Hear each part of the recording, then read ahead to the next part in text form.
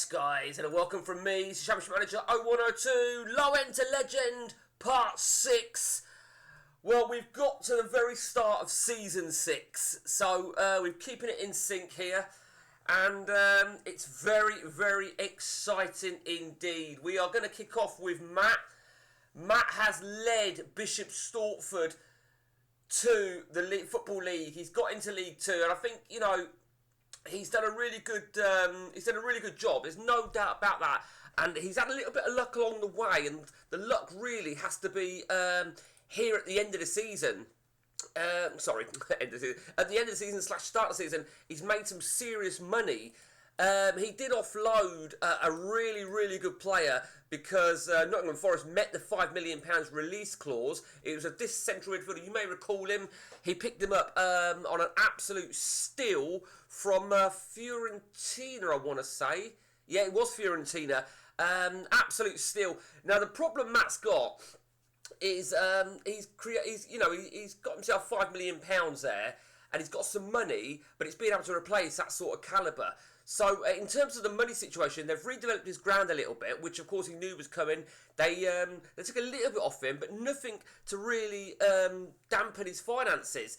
He got £2.5 million for winning the Conference Premier, and that's his financial situation at the moment. I actually thought it was £8 million I had in my head, but I don't know where I got £8 million from. So 6.2, 1.4 to spend. Let's check his signings so far. That's where I got £8 million from, because he spent a little bit. So, he's got 7 players in. Now, let's just make sure he's had no loans in. Oh, he has got a loan in. I didn't realise he'd got a loan in. So, he's got 8 players in then. He's got this loanee player from Hull City. He's not actually a bad goalkeeper. But I think, you know, Matt's just got to remember his level. Tom Leahy. Tom Leahy's got some good attributes in the right places for a striker. I think he you know, whilst that is the case, and you've got to look, I would like to have my striker. I'd like to have him relatively good backup attributes, things like the dribbling, the jumping, the heading, the strength. But I don't know. We'll see. I'm not sure how well Tom Leahy would do, but we'll see. Tommy McDermott, I think looks a very, very good player. Double digits in most places. And looks very, very good. £500,000. I think it's £500,000 well spent. Valentin Dragomir, a freebie. Brilliant player. Absolute brilliant player for this level. He's got a £2.5 million release clause, which needs to be careful of that. Okay, not too bad. James Furlong. Now, I remember James Furlong from one of the other games. Great left back. Absolutely great. £240,000 from Hartford. Hartford not even in the game, are they? No, so I don't quite know where he's... I do know him because he starts at bloody Hull City. I mean, he's only 27 still, so he's hopefully he'll be optimistic that he can do really well. Kane Ramsey from Nottingham Forest, a lot of money paid. So he's really strengthened both fullbacks here. Kane Ramsey's very good. He's got to be careful about injury prone, but if he can stay injury free, or at least not get stretched off in every single game, then he's got himself a fucking good player. Kyan Taylor, not really the ideal replacement for the guy sold. Still a good player, a very good player still. I know that's probably what he's looking at, getting someone to replace that £5 million player. The only thing, I would be a little bit sceptical about would be how he's done at Preston. That being said, I would do the same thing as Matt, and I would take a punt with this guy. £250,000. Matt said he found it very difficult to get players interested in him. And finally, Louis Marsh. Again, double digits all over the place. So, could be a really, really good player. 220, brought from Walsall. And I think, I remember Matt saying about this guy, 23 goal involvements. Very good performance last season for Walsall alone. And as you can see, his first season at Swindon did very well also. So, let's see. So, big season ahead then for Matt. Bishop Stortford, and let's just have a quick reminder now of last season, National League, and he won it with 100 points.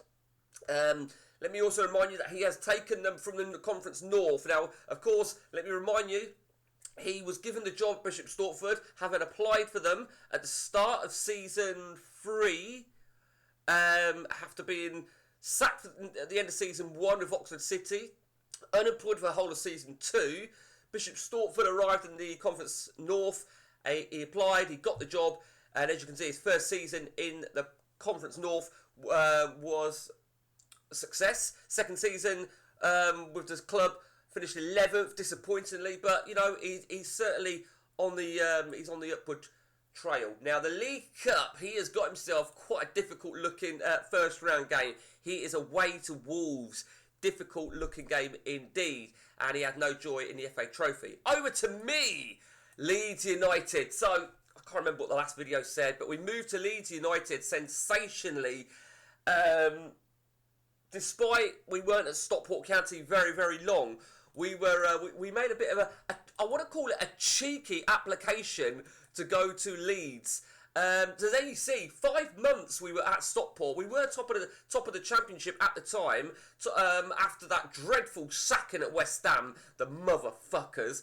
But we applied and we were given it. Now I've got to be honest with you, I knew what I was walking into at Leeds, and that was an absolute shit show of a squad, a really bad squad. They had a lot of money, good money, 170 odd million or 150 million, something like that. So we have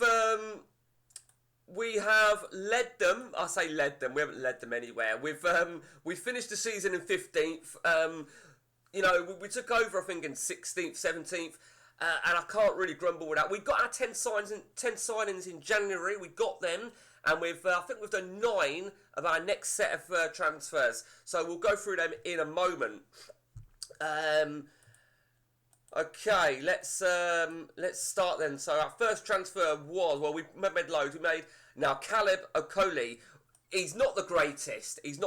And you can tell that by his average rating. But we needed to buy some players urgently. We took over, as you saw, in December, and we needed to really buy some players ASAP. So the 10 signings in January were not the greatest, and we didn't go overboard with spending. We had to be very careful. We've done a few cheeky ones, you know, things like that, the international cap side of things. That, of course, as you probably work out, is the great Lewandowski, but he did do shit for me. He is on the market because he wants to go to a bigger club, so he's already been a bastard. We brought in a couple of goalkeepers, as you can see. Struijkens, I thought, was one of our better players. Bugard was also a pretty decent player for us to purchase. But that was our 10 signings. Now, the turn of the season, we've made 9 more, and we've stepped it up, and you can see we've stepped it up by the money we've spent. So, Mawissa is a solid defender. We brought an entire back line. Sven Botman's a good old player. Zuccanelli, who I think is Neymar regen, but he is 18. Morato, great player. Tom Rigbers, absolute monster of a player. That's what I wanted. And I was very happy. He's one of my early players. Jimmy J. Morgan. We had him, of course, on loan at Stockport, and he was doing really well for us. But we took the option, and we triggered his not wanted by Chelsea, so we've taken him for 10 million. Ivan Barak, one of our former men. That, of course, as you know, is Modric regen.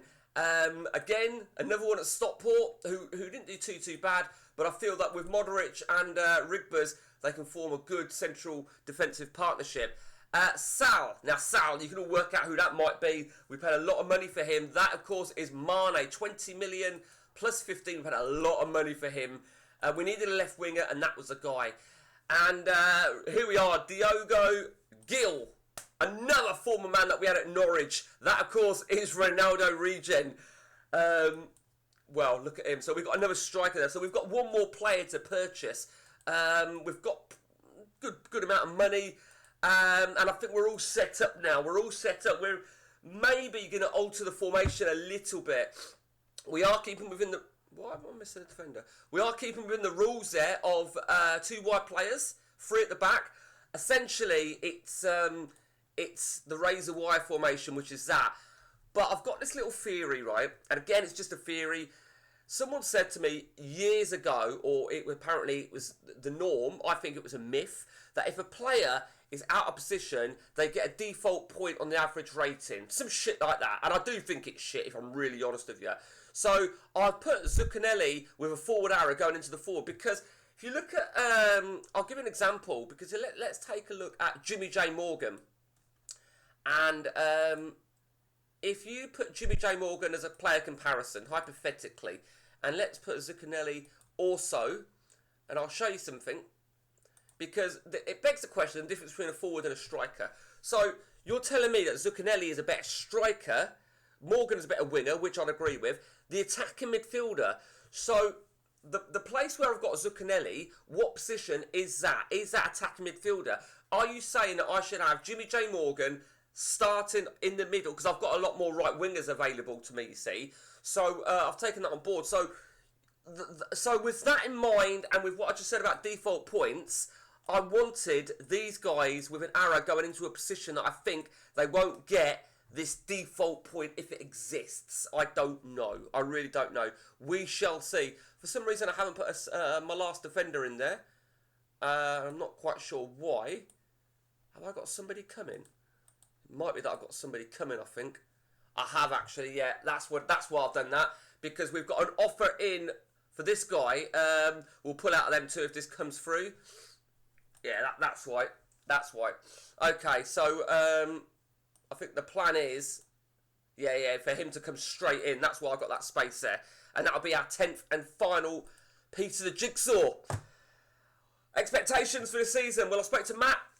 Matt said he'd like to aim for the playoffs. I think, he's just got to have a good start and get a good run. I think the problem Matt's going to have is if he gets offers for some of his better players in the January window, he may have to consider saying no. But we will see. We'll see. For me, I have to be aiming for top 10. The Premier League is just so fierce at the minute. Man City did it again. And obviously 6 seasons in, and Haaland, for me, is better than I've ever seen him. As well as the finishing and the off the ball, the long shots, the heading, the decisions, they've all exceeded 20. It's crazy. I can't compete with it. But we shall see. We shall see when we have the next session, which should be at some point today. What day is it today? It's Thursday, isn't it? Okay, so that's it from me. Until next time, take it easy.